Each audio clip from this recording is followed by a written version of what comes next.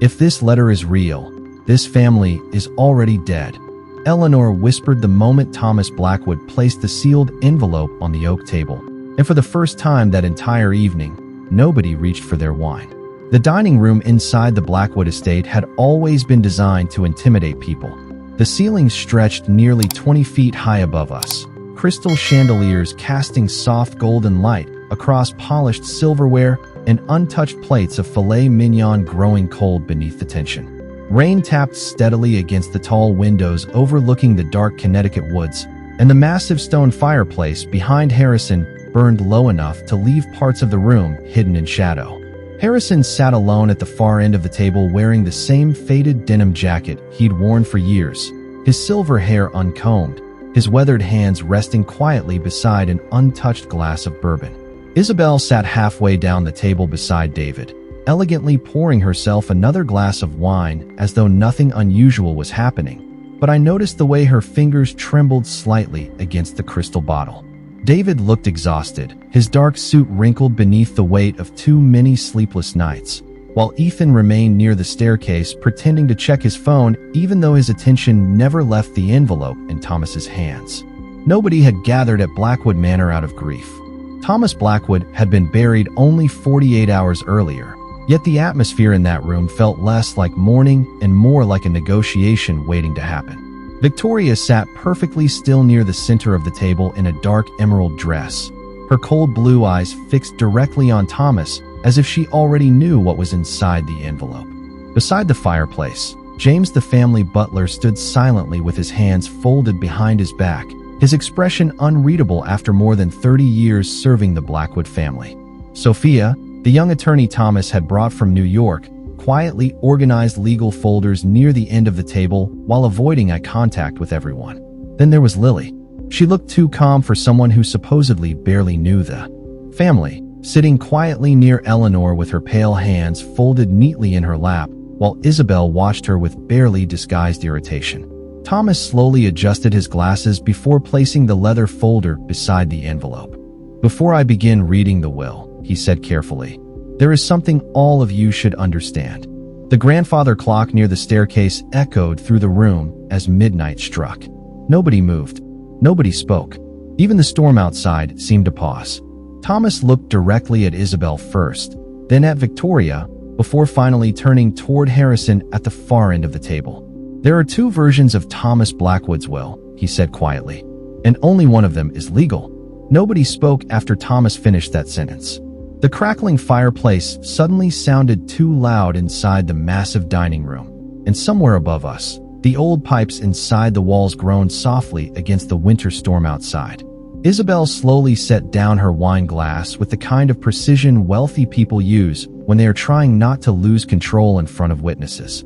"I am sorry," she said carefully, her polished voice barely rising above the silence. "Did you just say there are two wills?" Thomas nodded once. "One was submitted to probate 3 days ago." He adjusted the leather folder in front of him. "The other arrived at my office this morning through a private courier instructed by Thomas Blackwood himself." David leaned back heavily in his chair and rubbed both hands across his face like a man already regretting something he could not undo. "That is impossible," Victoria said coldly from across the table. "My husband finalized everything last spring." Her tone remained calm, but I noticed the way her manicured nails pressed sharply into the edge of the tablecloth. Ethan noticed it too. He had stopped pretending to look at his phone nearly 5 minutes earlier. Now he watched every movement inside the room with growing suspicion, especially whenever Isabel glanced toward Thomas. Eleanor remained frozen beneath the chandelier, her pastel cardigan draped carefully around her shoulders while her eyes stayed fixed on the rain sliding down the windows behind Harrison.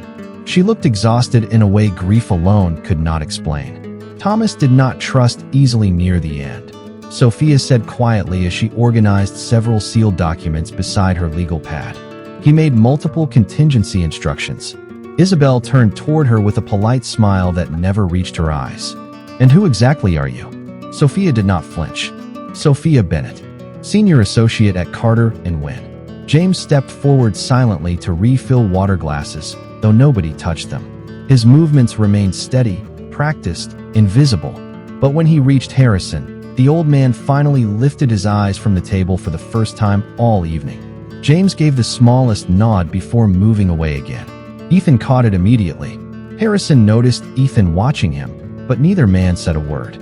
That silence felt heavier than any argument could have. "This is ridiculous," Victoria finally snapped, though her voice remained controlled enough to preserve appearances. "My husband spent 40 years building this family legacy. He would never create confusion like this." Thomas slowly removed his glasses and folded them carefully beside the folder. "Mrs. Blackwood," he said softly. "Thomas Blackwood specifically instructed me that if anyone in this room appeared more concerned about ownership than loss, I was to stop the reading immediately." Nobody breathed. Then Thomas opened the leather folder and slid a second sealed envelope across the oak table toward Harrison. The envelope stopped halfway across the table when Isabel suddenly stood from her chair. The movement was graceful, controlled, almost elegant, but the sharp sound of her chair scraping against the hardwood floor cut through the room like broken glass. "This has gone far enough," she said quietly. "David has spent the last 10 years carrying this family, while everyone else sat comfortably behind Thomas Blackwood's money." David immediately looked down at the table, exhausted eyes fixed on the untouched silverware in front of him.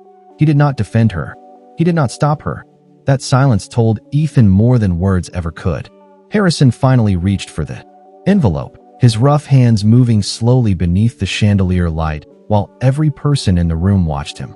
Up close, the envelope looked old, the cream-colored paper slightly bent at the corners as if Thomas himself had handled it many times before sealing it.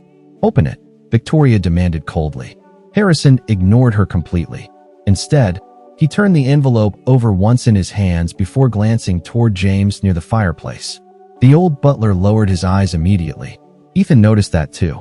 Every person inside Blackwood Manor seemed connected by invisible conversations nobody else understood. Sophia quietly slid another folder closer to Thomas without interrupting the tension building around the table. Outside, rain continued to strike the windows in slow, steady patterns while thunder rolled somewhere deeper in the woods surrounding the estate. Eleanor suddenly spoke for the first time in nearly 20 minutes. "Thomas always said money reveals people faster than tragedy." Her voice sounded fragile, but there was something else beneath it. "Shame." Isabel gave a faint smile. "And what exactly is that supposed to mean?" Eleanor did not answer. Instead, her eyes drifted toward David with the kind of sadness only mothers carry when they realize it is too late to fix something broken years earlier. Ethan remembered summers inside this house when David still laughed easily. Before Isabel arrived. Before Victoria started arranging every family dinner like a business negotiation. Before Thomas stopped sitting at the head of the table and began spending entire evenings alone in his study with Harrison and James. Back then, Blackwood Manor had still felt like a family home instead of a museum built around secrets. Harrison carefully broke the seal on the envelope while the entire room held its breath. Inside was a single folded letter written in Thomas Blackwood's unmistakable handwriting. Harrison read the first line silently, and for the first time that evening, the expression on his face changed. Not shock, not anger, recognition. Slowly, he lifted his eyes toward Thomas. "You knew," Harrison said quietly. Thomas folded his hands together on top of the leather folder. "I knew enough," he replied. Ethan leaned forward slightly as Harrison unfolded the rest of the letter. Then Harrison spoke 4 words that made Eleanor close her eyes immediately. The trust was fake. Nobody reacted immediately after Harrison spoke those words. The trust was fake. The sentence settled slowly over the dining room like smoke, filling every quiet corner of Blackwood Manor with something heavier than grief. Isabel was the first to recover. She let out a short laugh that sounded far too polished to be natural. "That is absurd," she said calmly, though her voice carried a sharpness now. "Thomas spent years structuring the family holdings." Harrison continued reading the letter without looking at her. "The Blackwood Preservation Trust was never designed to transfer ownership," he said quietly. "It was designed to expose theft." David's face drained of color beneath the chandelier light. Ethan watched his father carefully and realized something terrifying in that moment. David was not confused. He was scared. Sophia slowly opened another folder beside Thomas, while Victoria sat unnaturally still, her eyes fixed directly on Harrison like she was trying to predict what he would say next. Across the room, James stepped toward the fireplace and adjusted the burning logs with practiced calm, but Ethan noticed his hands trembling slightly for the first time all evening.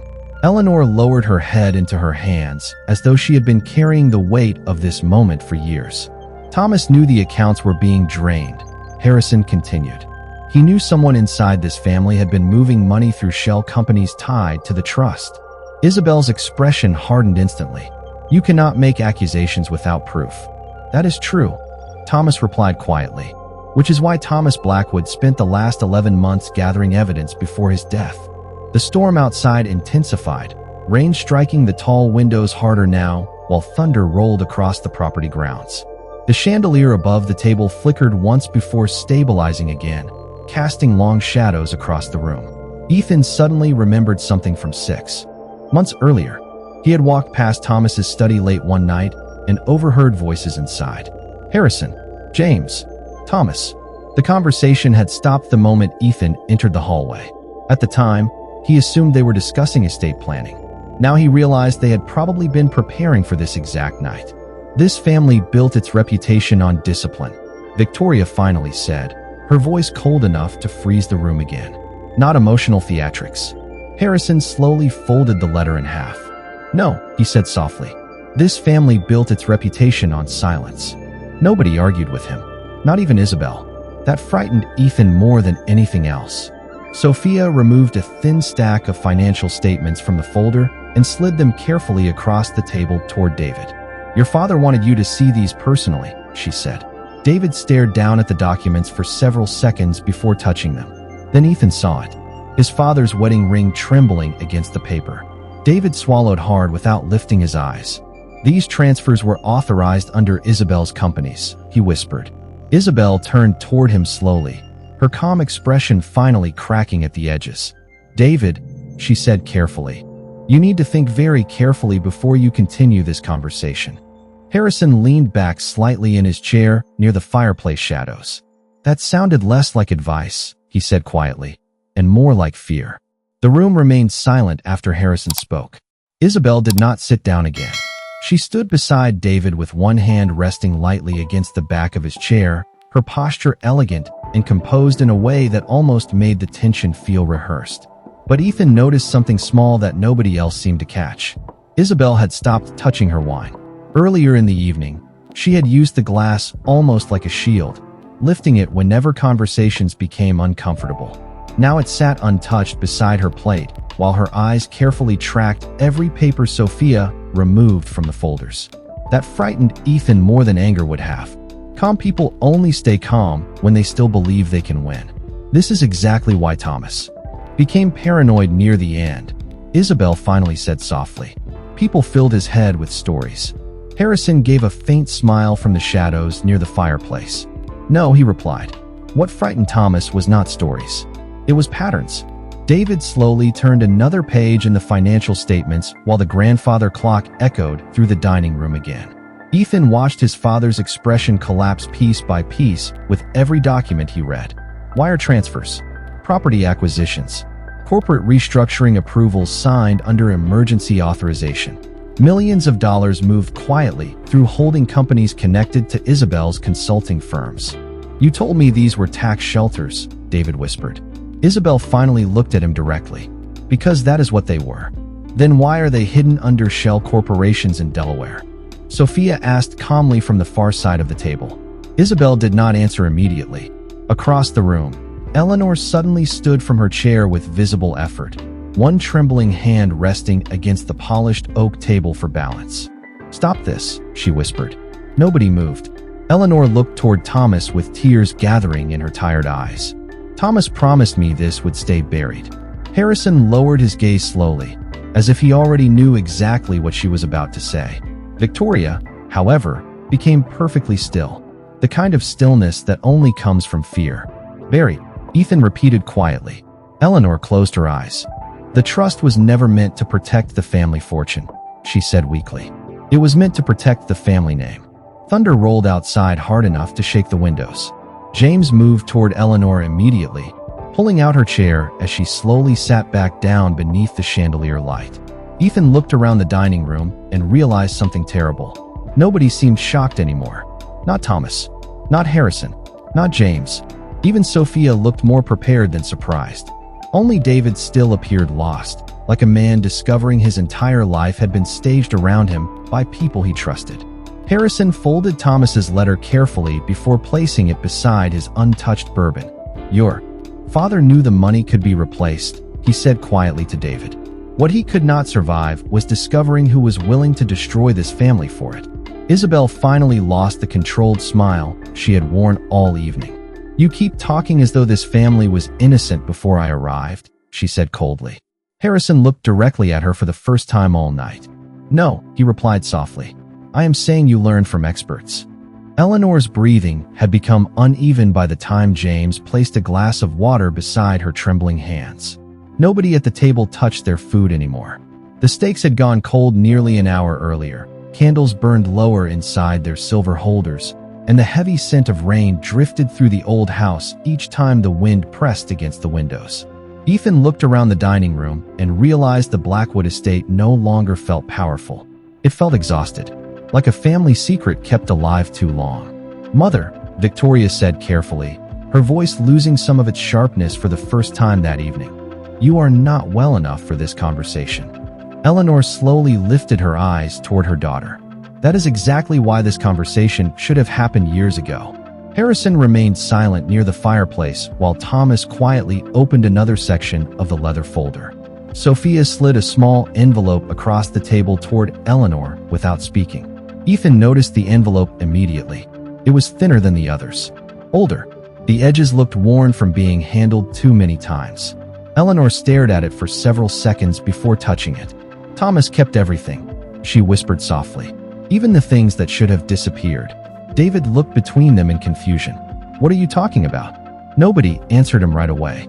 Isabel remained standing beside his chair, though Ethan noticed she had moved slightly farther away from him during the last few minutes. Small distances inside that room suddenly felt important. Eleanor carefully opened the envelope with unsteady fingers. Inside was a faded photograph. She looked down at it once and closed her eyes immediately. "Oh God, Victoria," whispered under her breath. Ethan leaned forward slightly, trying to see the picture from across the table, but Eleanor pressed it against the tablecloth before anyone else could look. 30 years, she said quietly. 30 years of pretending one lie could protect this family. David's face tightened. "Mother, what lie?" The chandelier above them flickered again as thunder rolled outside the estate grounds. James moved closer to the fireplace, but stopped halfway, as if even he already knew what was coming next. Harrison finally spoke without lifting his eyes. "Thomas Blackwood did not spend his final years protecting his money," he said quietly. "He spent them preparing Ethan for the truth." Ethan felt the room shift toward him instantly. Isabel looked at him. Victoria looked at him. Even Sophia slowly raised her eyes from the folders. "Why me?" Ethan asked softly. Harrison looked toward Eleanor. "Because your grandmother knew the truth could survive losing money," he said. "But it could not survive another generation raised on lies." Eleanor finally pushed the faded photograph across the oak table toward David. His hands trembled as he picked it up. Ethan watched his father stare at the picture for several seconds before all color slowly disappeared from his face. "That is not possible," David whispered. The photograph showed a much younger Eleanor standing beside Thomas Blackwood outside the estate nearly 30 years earlier. Between them stood a small blonde child holding Eleanor's hand. Lily. The photograph remained in David's shaking hands while nobody inside the dining room spoke. Rain continued sliding down the tall windows behind Harrison, and somewhere deeper inside the estate, old floorboards creaked softly as the storm settled over Blackwood Manor like a living thing. Ethan stared at Lily across the table, trying to reconcile the quiet young woman he barely knew with the child standing beside Eleanor and Thomas in that faded picture from 30 years earlier. Lily looked pale now, both hands folded tightly in her lap, while Isabel watched her with growing calculation instead of surprise. That was what disturbed Ethan most. Isabel already knew. "Tell him," Harrison said quietly. Eleanor looked exhausted beneath the chandelier light, but something inside her expression had changed. Not fear anymore. Relief. The kind people feel when they finally stop carrying a secret too heavy to survive. Lily was brought here when she was 4 years old, Eleanor whispered. Her mother worked briefly for the family during the summer Thomas expanded the New Haven properties. Victoria immediately stood from her chair. That is enough. Her voice cracked sharply through the room for the first time all night. No, Thomas replied calmly. It is finally enough truth. David slowly looked up from the photograph toward Lily. What does this have to do with me? Eleanor closed her eyes before answering. Everything. The room became impossibly still. Even James stopped moving beside the fireplace. Thomas discovered years later that Lily was his biological daughter, Eleanor said softly. An affair during a period when our marriage was already collapsing. Ethan felt the air leave the room all at once. David stared blankly at his mother, while Victoria turned toward the windows as though she could physically escape what she was hearing. Isabel remained silent now, but Ethan noticed her slowly stepping backward from David's chair. Distance again. Always distance when power shifted inside that house. Thomas paid for Lily's education quietly, Harrison continued. He created private accounts under trusts managed outside the family structure. Sophia carefully removed several banking records from the folder beside her. The shell companies Isabel used were connected to those same accounts, she said quietly. Isabel finally laughed once under her breath, though it sounded brittle now. So that is what this is really about. A hidden daughter. No, Harrison replied. It is about who found the accounts first. David suddenly stood so quickly his chair nearly tipped backward. You knew? He asked Isabel. You knew about Lily? Isabel looked at him calmly for several long seconds before answering. I knew your father had secrets. Everyone in this family has secrets. Eleanor lowered her head again, tears finally slipping quietly down her face. Thomas was ashamed of what he had done, she whispered. But he loved that little girl. Ethan looked toward Lily again and realized she was not crying. She looked tired, like someone who had spent her entire life waiting for strangers to decide whether she belonged somewhere. Harrison slowly reached for his untouched bourbon glass, but never drank from it. Thomas intended to formally acknowledge Lily in the revised will, he said quietly. But somebody began moving money out of the hidden accounts before he could finish the legal process. Sophia turned one final page inside the folder. The transfers started 14 months ago, she said softly. The authorization signatures belonged to Isabel. David looked like a man trying to hold on to the last stable piece of his life, while everything around him quietly collapsed.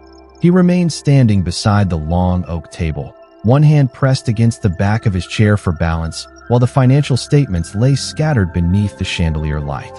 Isabel no longer tried to comfort him. That frightened Ethan more than any argument could have. For years, Isabel had always known exactly when to touch David's arm, when to lower her voice, when to present herself as the calm center of every family crisis. Now she simply watched the room with cold calculation, as though she were already preparing for whatever came next. You stole from her, David finally said, his voice barely above a whisper as he looked toward Lily. Isabel tilted her head slightly. That depends on who you believe the money belonged to. It belonged to Thomas, Sophia replied quietly, and eventually to Lily through the revised inheritance structure. Victoria suddenly let out a bitter laugh near the windows. Inheritance structure, she repeated coldly. Listen to all of you. Thomas destroys this family with decades of lies, but somehow Isabel becomes the villain. Eleanor slowly lifted her eyes. Thomas made terrible mistakes, she said softly, but he did not turn greed into a lifestyle. Victoria's expression hardened instantly.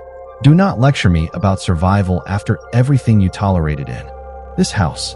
The room fell silent again. Ethan realized then that the fractures inside the Blackwood family were older than he had ever imagined. Older than Isabel. Older than the hidden accounts. Maybe even older than Thomas himself.